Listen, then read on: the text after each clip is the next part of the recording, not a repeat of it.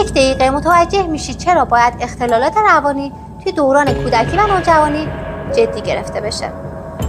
این دختر ایزابلا گوزمنه. مامانش مثل هر روز از سر کار میاد خونه و به همسرش میگه میره طبقه بالا دوش بگیره. اما همسرش بعد از 1 دقیقه صدای جیغشو میشنوه و میره طبقه بالا. هیچکی جز اونا توی این خونه زندگی نمیکرد جز دختر نوجوانشون ایزابلا. همسرش هر چقدر میخواد در همون باز کنه نمیتونه. از دخترش خواهش میکنه میگه درو باز کن، اما میبینه خون داره از زیر در همون میاد بیرون.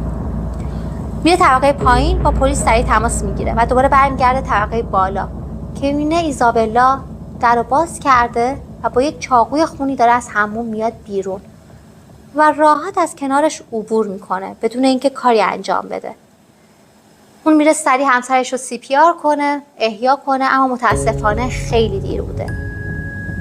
ایزابلا 79 ضربه چاقو توی گردن، صورت و قفسه سینه به مامانش وارد کرده بود.